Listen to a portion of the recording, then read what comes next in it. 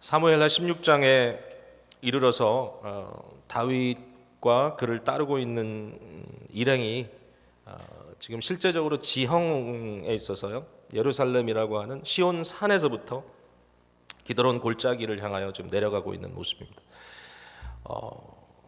저들이 반란이 일어난 이 어려운 상황 앞에 처했기 때문에 여러분 너무나 잘 아시는 대로 다윗의 너무나 잘난 아들 압살롬이 구테타를 일으키고 아버지의 이 왕위를 빼앗기로 마음 결정하고 행동을 취하고 있는 때이죠. 압살롬과 그를 추종하는 세력이 예루살렘을 점령했기 때문에 다윗은 하루속히 목숨을 유지하기 위하여 예루살렘을 빠져나와 또 기드론 골짜기를 지나서 광야를 향하여 지금 도주하고 있는 상황입니다. 시온산에서부터 그는 골짜기 아래로 비탈길을 따라 내려가고 있고요. 결국은 기드론 그 골짜기 요단강이 흐르고 있는 그 요단강을 건너서 광야로 도주하게 될 것입니다. 이 비탈길을 내려오고 있는 이 상황 속에 시므이라고 하는 한 사람이 나타나서 다윗에게 참 너무나 심한 말로 그를 저주하고 있는 장면이 오늘 본문의 내용입니다. 다윗의 인생이 지금 지형적으로 기드론 골짜기를 향하여 내려간 것처럼 사실은 오늘 본문이 보여주고 있는 이 순간은 다윗에게 인생의 골짜기, 가장 낮은, 가장 비참한, 가장 인격적으로 큰 모독을 당하고 있는 그런 상황 속에 빠져 있다는 것을 저희들이 보게 됩니다. 이 순간에 우리가 하나님의 말씀을 살펴보면서 어떤 생각을 해야 될 것인가 이런 고민을 좀 해보는데 저는 오늘 말씀을 통해서 또 사실은 이 스토리가 이렇게 전개되기 전까지 이루어지는 모든 일들을 좀 생각해 보면서 하나님께서 지금 다윗을 어떻게 다루고 계신가 여기에 대한 좀 고민을 좀 해보고 싶습니다. 지난 주일 말씀을 통해서 여러분은 다윗의 엄청난 범죄와 또 그가 회개함으로 얻은 하나님의 용서에 대한 이야기를 들으셨으리라고 생각을 하는데요. 저는 하나님의 말씀을 특별히 사무엘하에 증거되어 있는 다윗의 이 내용들을 읽으면서 또 지난 몇 주 동안 이 말씀을 묵상하면서 떨칠 수 없는 마음의 갈등을 느끼게 되었습니다. 우리가 일반적으로 생각하면 다윗은 큰 범죄를 했지만 그러나 하나님 앞에 그 범죄 행위가 드러났을 때 즉각 회개하고 하나님께 용서함을 받았던, 너무 하나님께서 기다리듯이 나단 선지자를 통하여 용서를 선포받았던 이런 사람이 아닙니까? 다윗은 용서받은 자, 다윗은 회개한 사람의 대명사라고 말할 수 있을 정도로 시편 51편이 유명하듯이 그의 눈물 어린 회개의 기도를 하나님께서 받으셨다. 여러분, 단순하게 그 장면만 갖고 우리가 생각을 하자면 사실은 다윗은 하나님의 은혜 가운데 회복된 자로 그의 왕위를 이어갈 수 있고 또 결국 그가 기나긴 세월을 이스라엘의 왕으로 섬겼을 때 오늘날도 다윗을 이스라엘의 최고의 왕이요 믿음의 사람이었다고 인식하는 이러한 은혜를 받은 자로 생각할 수 있는데, 그러나 말씀의 내용으로 들어가 보면 그렇게 단순하지 않았다는 사실을 발견하게 되는 것이죠. 좀 단순했으면 좋겠는데 죄에 대한 회개, 그 회개에 대한 용서, 그러므로 이젠 더 이상 죄에 대한 아무런 고민을 하지 않고 살아갈 수 있는 아주 맑고 클리어한 그런 날만 있었으면 좋겠는데 그렇지 않았다라는 것이죠. 말씀을 읽어볼수록 다윗에게 끊임없이 이 범죄의 거대함이 계속 드러나고 있고 이 범죄로 인한 결과가 계속해서 다윗의 삶을 괴롭히고 있다는 것입니다. 이게 힘든 현실입니다. 이렇지 않았으면 좋겠는데 우리가 어떤 죄를 짓고 그 죄에 대한 결과에 대해서 고민할 필요 없이 하나님께 회개하면 모든 거 용서받고 그냥 다 끝나버렸으면 좋겠는데 그렇게 되지 않았다라는 것이죠. 이걸 갈등할 수밖에 없습니다. 칭의의 개념으로 조직신학적으로 봤을 때는 하나님과 화목하고 더 이상 아무런 문제 없이 살아갈 수 있는 것처럼 생각할 수 있지만 그러나 그 과정 속에 여전히 진행되고 있는 엄청난 고난의 문제를 어떻게 우리가 해결해야 될 것인가, 이 앞에서 우리는 좀 머뭇거릴 수밖에 없는 거죠. 우선적으로 다윗의 죄, 이 다윗의 범죄가 얼마나 거대한 것이며 그 결과가 어땠는가를 생각해 볼 수밖에 없습니다. 그리고 하나님은 끊임없이 다윗이 이 범죄를 잊지 못하도록 했다는 것도 우리들이 생각해 볼 수가 있습니다. 여러분, 다윗은요 정말 큰 죄를 범했습니다. 우리가 일반적으로 말하는 한 개인적인 죄, 우리가 다 죄인이라고 이야기할 때 I'm a sinner, 나는 죄인입니다. 어느 누구도 거기에 대해서 거부감이 없지 않습니까? 나 죄인입니다. 대부분이 아니라 전부 다죠. 그리스도인이라면 내가 죄인이다라는 건 1차적으로 받아들이는 거죠. 나는 죄인입니다. 하나님, 나는 용서의 은혜가 없이는 살 수 없습니다. 여러분, 그러나 이 개인적인 의미에서의 죄인이라는 말과 또 하나 다른 의미의 죄가 있죠. 그것은 뭐죠? 실제적으로 세상의 형법을 통해서 처벌받을 수밖에 없는 범죄 행위들이 있습니다. 영어로는 이것을 crime이라고 얘기하죠. crime. 이 자리에 있는 어느 분들도 내가 죄인입니다. I'm a sinner 그러면 받아들이지만 I'm a criminal 그러면 받아들이지 않을 겁니다. 나는 범죄자입니다. 나는 형법상 어떤 처벌을 받아야 될 위치에 있는 자입니다. 그렇게 생각 대부분 안 하시겠죠?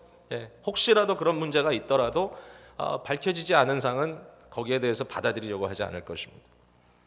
다윗의 삶을 들여다보니까요, 제가 다시 한번 새롭게 느낀 게 뭐냐면, 정말 오늘날 어떤 리더가 다윗과 같은 범죄를 했다면 어떻게 됐을까라는 것입니다. 한 나라의 대통령이든지 심지어는 오늘날 왕이 여전히 존재하는 나라라 할지라도 그 나라가, 그 사회가 법으로 칠이되는 어떤 나름대로의 일반적인 사고가 좀 통용될 수 있는, 그것이 전개될 수 있는 그런 국가 형태에 있었다면 아마도 다윗과 같은 범죄를 했다면 그는 그 자리에 머물러 있을 수가 없을 것이고 반드시 탄핵됐을 것입니다.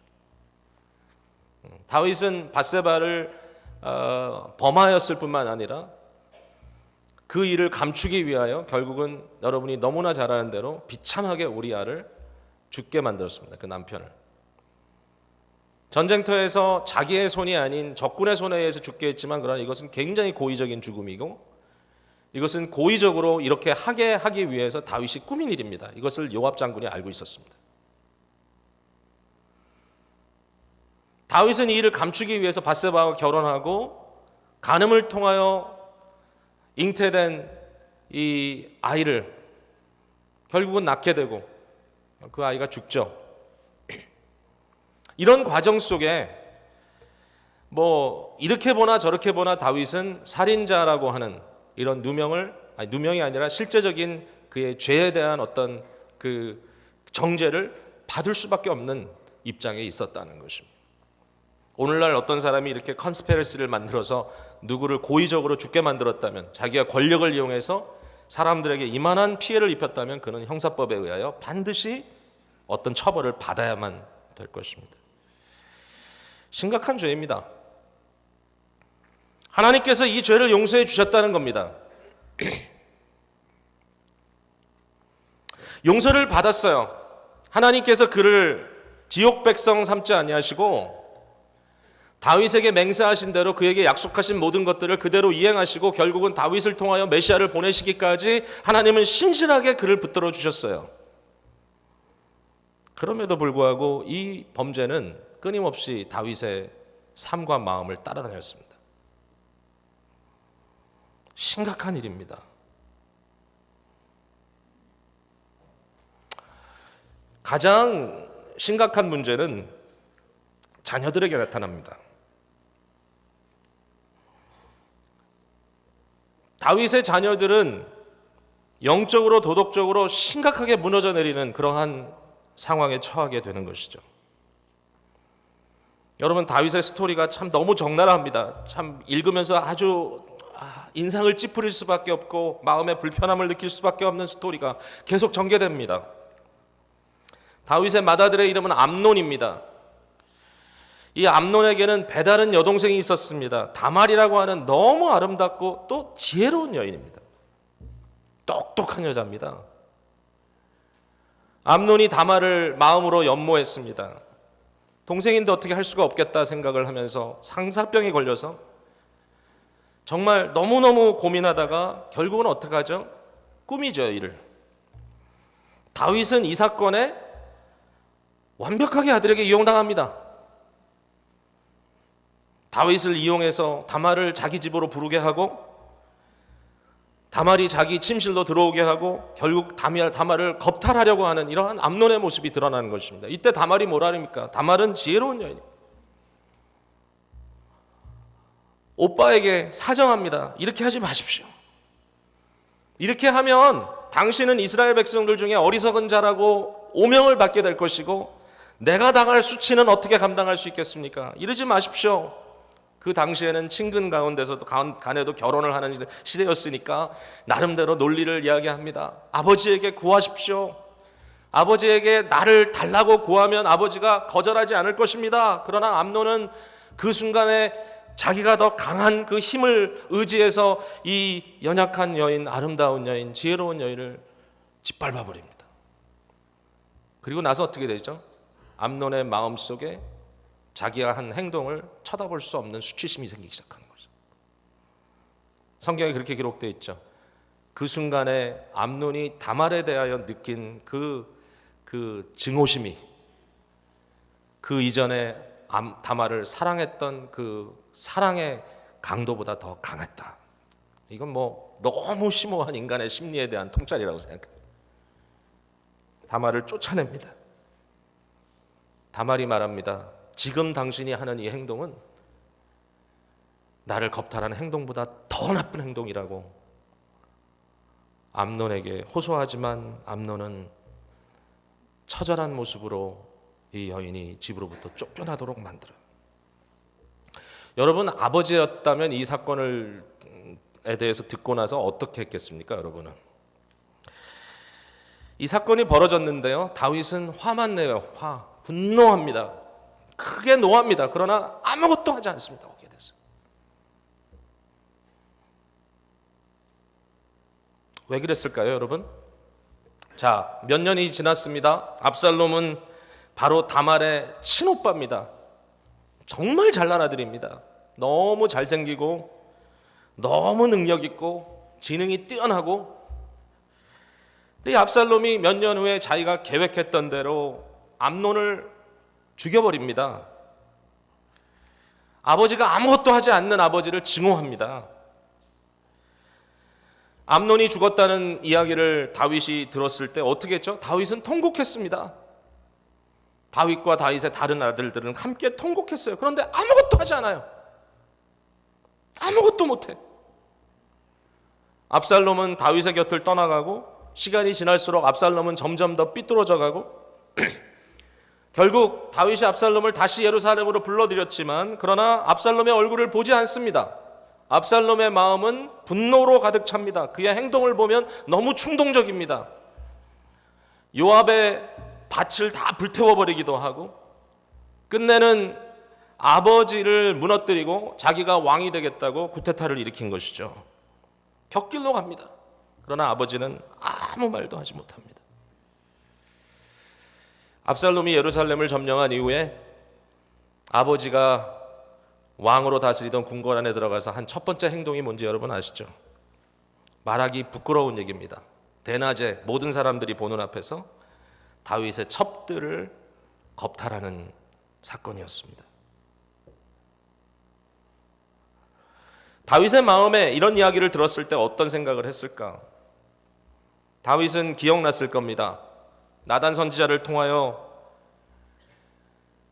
사무엘하 12장 11절에 말씀하셨던 하나님의 예언된 말씀이 있죠. 너는 은밀한 가운데 이런 범죄를 했지만 나는 백주에 모든 사람들이 보는 앞에서 너의 아내를 이렇게 하겠다. 그 이야기를 생각나게 했을 것입니다. 너무 비참한 상황입니다.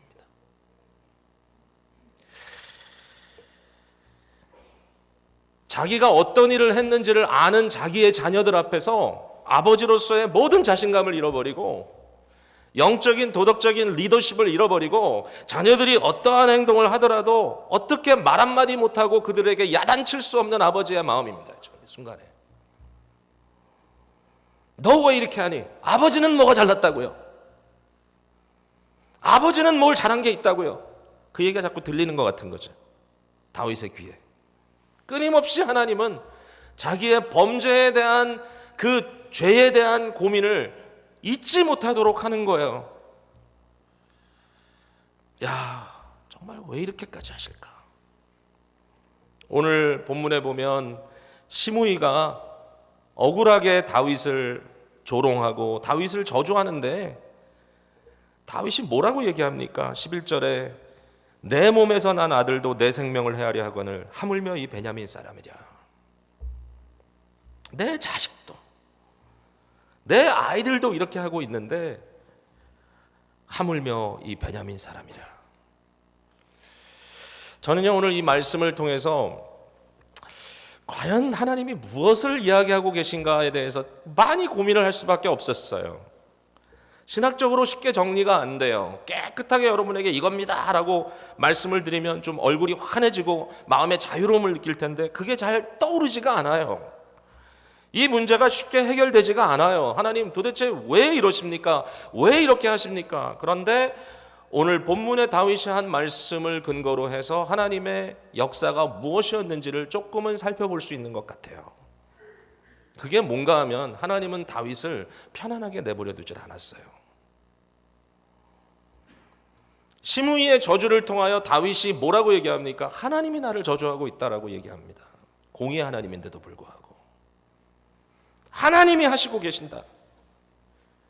하나님은 끊임없이 우리가 죄인이라는 것을 상기시켜 주시고 끊임없이 우리가 하나님을 떠나서는 아무것도 할 수 없는 존재라고 하는 것을 기억나게 하신다.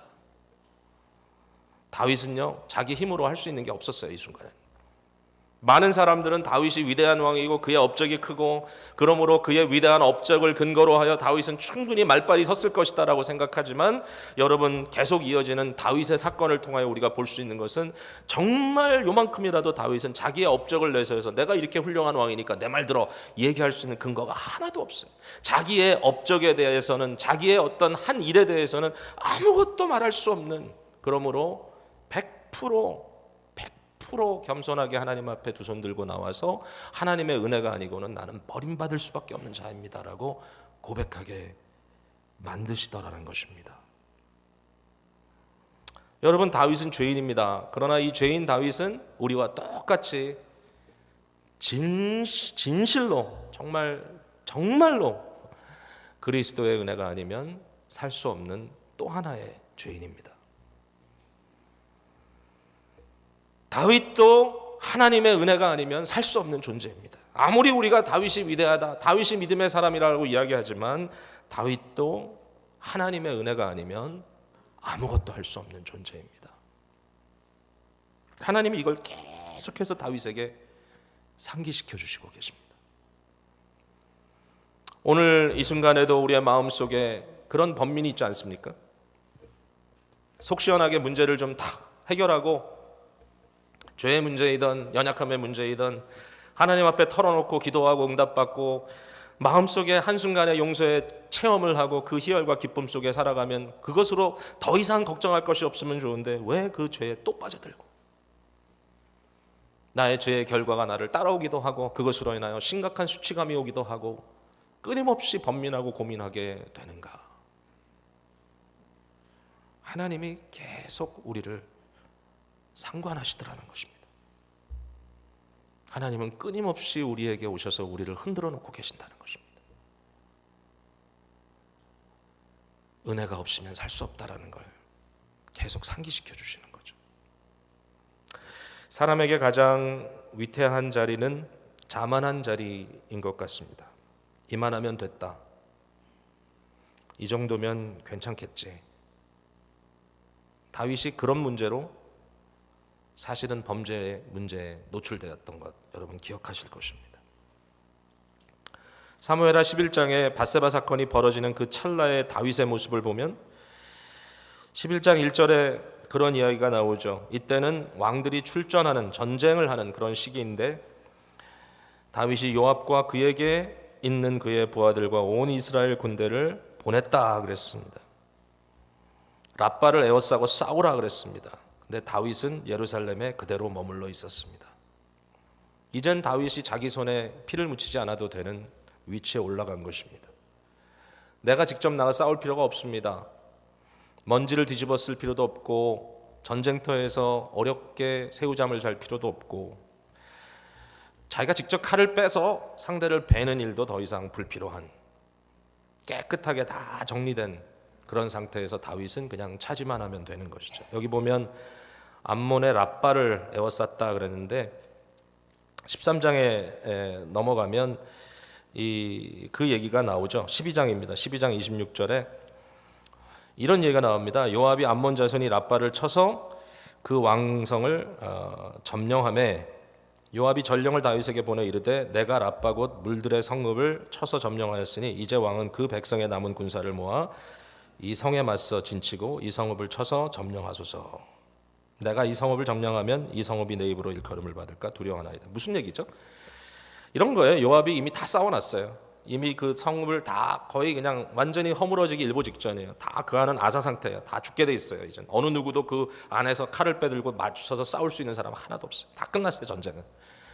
이제 전쟁을 마무리하기 위해서 성문을 열고 들어가기만 하면 돼요. 근데 요압이 하는 말이에요. 내가 문 열고 들어가면 이 전쟁에 내가 이겼다고 하니까 이 성읍이 내 이름으로 일컬음을 받을 수 있으니까 저것은 요압이 점령한 성이다. 그렇게 하면 안 되니까 왕이여 이제 오셔서 그냥 문만 열고 들어만 가십시오. 그러면 당신 겁니다. 다윗이 그대로 따라갑니다. 랍바에 가서 칼 한 번 빼지 않고 자기 무릎 앞에 무릎 꿇은 이 랍바의 왕 그의 머리에서 관을 빼서 자기 머리에 쓰고 내가 이겼다. 여러분 이게 다윗이 범죄했던 그 상황 그 상태입니다. 더 이상 싸울 필요도 없고 편안하게 왕궁의 옥상을 거닐면서 자기가 다스리는 나라를 쳐다보면서 이제는 참 잘 나간다. 근데 그 순간이 가장 위태한 순간이었죠. 저는 마음에 이런 생각이 있어요. 저는 마음에 사람들이 너무 이렇게 극단적으로 치닫고 살지 않는 것이 좋다라고 생각합니다. 저는 비즈니스를 하는 분들에게도 너무 자꾸만 확장해가지고 계속 위로만 올라가려고 하지 마십시오. 그러면 언제 이것을 기독교적인 가치로 다듬고 신앙적으로 그것을 올바로 이끌어갈 수 있는 사람들을 세우고 어렵고 힘든 사람들을 도와서 그들을 훈련시켜서 좋은 일꾼들 만들고 언제 그런 거 하겠어요? 지금 올라가고 하면 사람들은 이용하고 버려야 되고 그죠? 그러니까 딱 정해져 있잖아요. 패스가 세상적인 방법이. 그러니까 그렇게 하면 안 되고 우리가 비즈니스를 해도 하나의 미션이라고 하는 관점에서 비즈니스를 해야 되니까 너무 그렇게 치닫고 가시지 마십시오. 수단 방법 가리지 않고 무조건 이기려고 하지 마십시오. 누가 얘기한 대로 욕망의 리그 안에서 끊임없이 싸우면서 살지 마십시오. 이렇게 말씀을 드리고 싶은데 그러면 그게 아니면 뭐란 말인가? 이게 비즈니스 애즈 미션에서 얘기하는 서스테이너빌리티, 지속성에 대한 얘기거든요. 어떤 단계에 가면 그 비즈니스가 지속적으로 계속해서 생산성을 늘리는 것이 아니라 그 안에서 그리스도의 가치관이 계속 유지될 수 있도록 사람들이 그것을 통하여 영적으로 훈련될 수 있도록 하는 그러한 단계로 들어가는 건데 서스테이너빌리티라고 얘기하거든요. 어려운 말이죠. 어려운 말. 현상에서 그대로 지속해 나가는 지속성을 갖게 되고 그 안에서 끊임없이 사역이 그 안에서 계속 이루어지는 것을 이야기를 합니다. 저는 서스테이너빌리티가 굉장히 중요하다고 생각해요. 근데 너무 어려워요. 이게 너무너무 어려워요. 교회도 마찬가지입니다. 여러분 교회도 교회가 계속 이렇게 확장되고 부흥하고 발전하기 위해서는 어떻게 해야 되죠? 자꾸 사람들이 더 열심히 모여야 되고 일도 많이 해야 되고 끊임없이 봉사해야 되고 그래서 더 사람이 모아져야 되고 건물도 더 줘야 되니까 헌금도 더 많이 해야 되고 그냥 계속 늘려가야 돼요. 그래서 교회의 성도들을 성도라고 안 하고 뭐라 그러죠? 일꾼이라고 불러요. 일꾼. 그래서 주의 나라의 일꾼들이다 이렇게 그냥 끊임없이 일을 시켜요. 근데 어떻게 되죠? 시간이 지나면 번아웃 돼버려요. 지쳐버려요. 다 지쳐. 결국은 영적으로 더 이상 손가락 하나도 움직이고 싶지 않은 그러한 상태까지 떨어집니다. 그때 어떡하죠 여러분? 할 수 없이 다 포기합니다. 그런 신앙적인 어떤 그런 틀 안에서 더 이상 견딜 수 없어 뛰쳐나오기도 하고 이건 아닌데 그럼 어떡하란 말인가? 저는 그렇게 생각해요. 저는 교회가 교회로서의 역할을 감당한다고 하는 것은 계속해서 교회가 끊임없이 계속 확장되고 계속 어떻게든지 늘려가는 그런 것은 아니라고 생각을 해요. 정상적인 교회라면 성도들이 자기의 페이스를 유지하게 하고 가정과 직장과 또 지역사회와 또 교회 공동체와 또 여러분의 우정이라고 하는 친구들과의 관계와 자기의 몸과 정신을 건강하게 유지할 수 있는 적절한 레저와 이런 것들을 균형 잡게 하고, 그러므로 예배자로서 지역사회 멤버로서 세상에 파송된 제자로서 아주 서스테이너빌리티를 가지고 살아갈 수 있는 모델을 제시하고 싶어요. 이럴 때 아멘 하시면 참 좋을 텐데.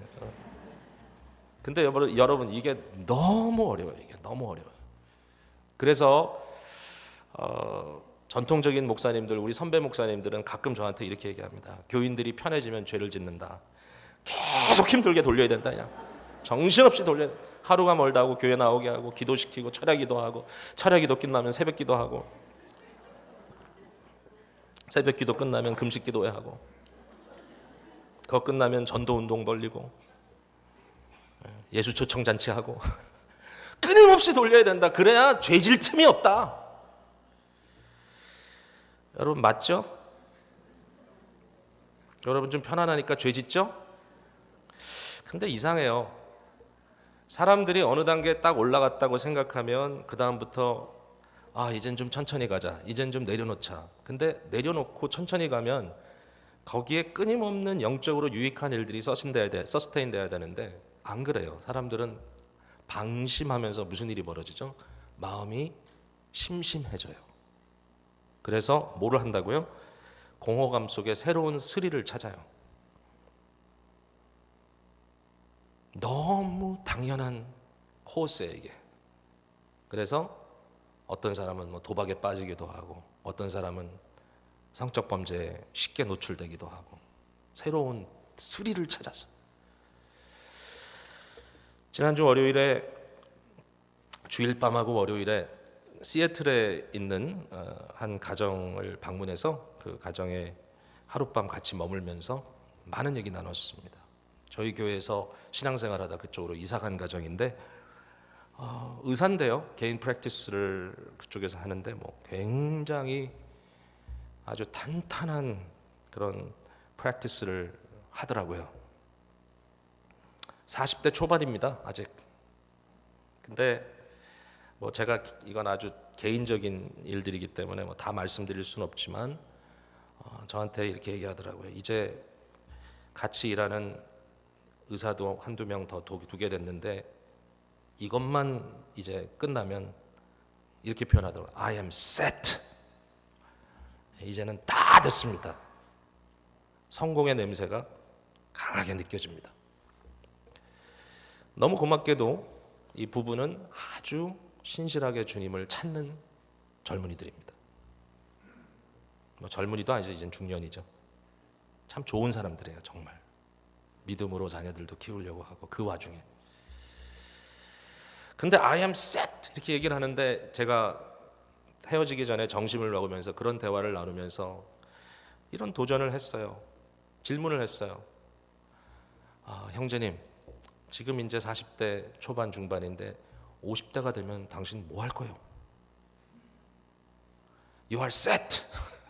그 다음에 뭐 할 거냐고 이렇게 물어를 봤는데, 사실은 뭐 이렇게 비꼰다든지 그가 영적으로 뭐 부족한 게 있어 얘기한 건 전혀 아니고 정말 사랑하는 마음으로 얘기를 했어요. 다윗의 인생을 한번 살펴보자. 묵상하는 가운데 그가 his life was set. 근데 그 순간에 서스테이너빌리티에 실패했다. 지금부터 서스테이너빌리티를 연습해라. 내가 이만큼 얻으면, 이만큼 가지면, 교회가 이만큼 커지면 그게 아니고 지금부터 서스테이너빌리티를 연습해라. 하나님과의 영적인 스릴을 지금부터 연습해라. 지금부터 하나님의 나라를 위하여 내가 할 수 있는 것이 무엇인지 구체적으로 고민해봐라. 여러분, 하나님께서 다윗이 이와 같이 방심한 가운데 실패하고 방심한 가운데 무너졌기 때문에 그를 방심하는 단계로 두지 않으셨다는 것입니다. 그가 회개하고 그의 마음이 돌이키고 하나님을 주인으로 마음속에 굳게 모시고 있었음에도 불구하고 끊임없이 죄에 대한 생각을 멈추지 못하도록 하고 끊임없이 그의 죄가 어떠한 마지막 결과들을 만들어냈는지를 깨닫게 하는 하나님의 손길이 있었다는 것입니다. 방심하지 마라.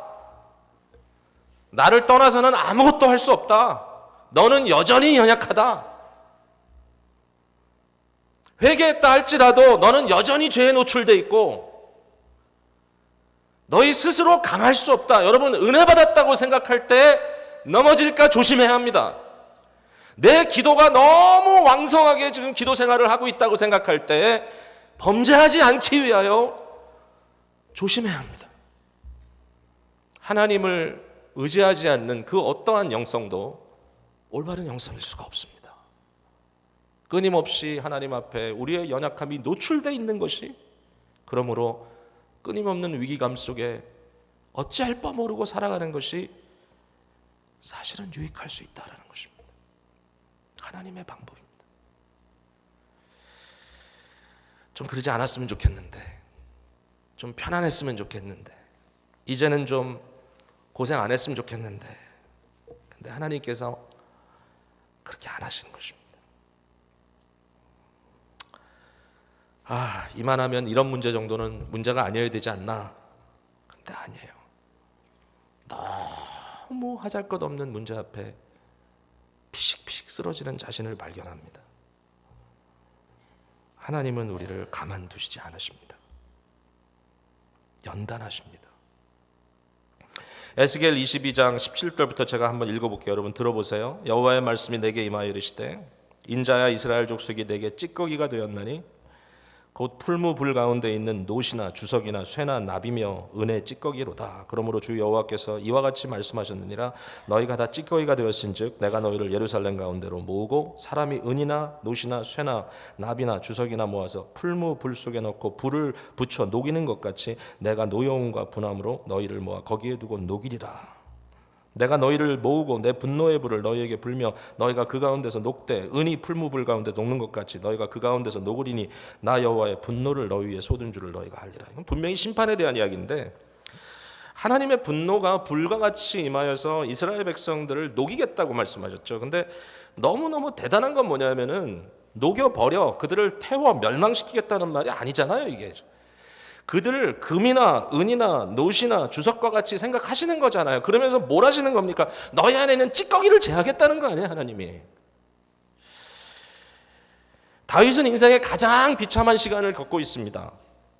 예루살렘 시온산을 내려와서 비탈길을 걸으며 기드론 골짜기로 내려가는데 요단강을 마주하기 전에 시므이가 자기를 따라 나와서 저주를 합니다. 시므이는 사울의 친척이죠. 시므이는 여기서 사울 왕이 그의 왕위를 잃어버리고 전쟁터에서 죽고 그의 아들도 죽고 한 그 모든 사건이 다윗의 손에 의하여 이루어졌다라고 다윗을 저주합니다. 당신의 손에 사울의 피가 묻어 있다. 여러분, 다윗의 이야기를 지금까지 열심히 따라서 읽고 듣고 묵상한 사람이라면 시므이의 이 말이 얼마나 어처구니 없는 말인지를 여러분이 아시지 않습니까? 다윗이 범죄했죠. 물론 그는 밧세바를 범했고 우리아를 죽였습니다. 그러나 적어도 사울가를 고의적으로 망치진 않았습니다. 다윗에게 마지막 자존심이 있다면 내가 나의 주군인 사울에게는 또 그의 아들인 요나단에게는 신실하게 마지막까지 행했다. 더군다나 요나단의 아들 절름발이 무비보셋을 나의 왕자처럼 내가 지금 키우고 있지 않은가. 결백하다라는 거죠. 근데 마지막 자존심도 남겨두지 않습니다. 내가 아무리 죄인이라도 이건 안 했어. 내가 아무리 부족한 게 있다 할지라도 이건 아니지. 그것까지도 꼬집고 들어오는 겁니다. 억울합니다. 여러분, 억울합니다. 다윗의 마음이 어땠을까요? 여러분 한번 생각해 보세요. 아들에게 쫓겨나왔죠? 생명의 위협을 받고 있죠? 사람들 앞에 낯부끄럽기 짝이 없죠? 예? 완전히 무슨 적국이 와서 자기를 침범하고 그래서 쫓겨가는 왕이 돼도 부끄러운데 다른 사람도 아니고 자기 아들이 자기를 죽이겠다고 쫓아오는데 온 나라가 난리가 나버리면 얼마나 부끄럽겠어요. 부끄럽죠. 처절하죠. 지금 골짜기를 향하여 내려가고 있죠. 정말 한심하죠. 근데 그 순간에 마지막 자존심까지도 남겨두지 않고 시므이가 와서 꼬집고 비틀고 찌르고 정말 저 같았으면 이건 말도 안 됩니다. 여태까지 참았다 할지라도 이때는 폭발합니다. 바로 전에 무슨 사건이 벌어졌죠? 시바라고 하는 무비보셋의 종이 있었죠. 그가 무비보셋이 바로 요나단의 아들이잖아요. 다윗이 그를 정말 지극히 케어해 줬는데 무비보셋이 이렇게 이야기한다는 거죠. 이때 드디어 나의 아버지의 왕위를 회복시키는구나. 그러면서 다윗 왕이 쫓겨가는 것을 타당하게 생각하고 있다. 그래서 아예 다윗 왕을 보러도 나오지 않았다. 이런 얘기를 합니다. 물론 거짓말이었어요. 이것은. 그러나 다윗이 이것이 진실인지 거짓말인지 알 수 있는 길은 없었어요. 그냥 받아들일 수밖에 없었어요. 얼마나 억울했겠어요. 뒤집어졌겠죠. 그러나 다윗은 끝까지 갑니다. 자, 오늘 말씀을 맺으면서 저는 이 말씀 속에 한두 가지의 중요한 믿음의 표현들만 발견하고 마칩니다. 첫 번째는 이 상황 속에서 다윗은 하나님이 자기를 연단한다는 사실을 계속 인정하고 있습니다. 시므이가 이 난리를 치는데 어떡하겠어요? 아비새가 저 개도 못한 저 녀석을 가서 그냥 목을 따오겠습니다 그랬더니 다윗이 그만둬라. 그러면서 이렇게 이야기하죠. 그가 저주하는 것은 여호와께서 그에게 다윗을 저주하라 하심이니 내가 어찌 그리하겠느냐. 할 자가 누구겠느냐. 시므이는 분명 잘못한 얘기를 하고 있고요. 그는 부당합니다. 비겁합니다. 사실은 다윗이 돌아올 때는 또 와서 삭삭 빕니다. 아주 치사한 인간입니다. 그러나 그를 보지 않았습니다. 다윗은 심지어는 그와 같은 비열하고 치사한 인간 뒤에서 역사하시는 그 상황을 주관하시는 하나님을 인정했습니다. 하나님이 나를 대하는 것이다. 하나님이 나를 저주하라고 했다. 하나님이 나를 괴롭히시는 것이다. 여러분, 하나님이 어떤 하나님입니까? 하나님이요, 저와 여러분의 속을 뒤집어 놓습니다. 속까지 뒤집어집니다. 완전. 점잖게 신앙생활 하시는 거 좋아하시는 분들은 이 부분에 와가지고 조금 다시 생각해 봐야 돼요. 하나님이 원하는 것은 두 손 들고 항복하는 겁니다. 점잖게 내 자리 지키면서 딱 이러고 서가지고 주여 마음대로 하옵소서.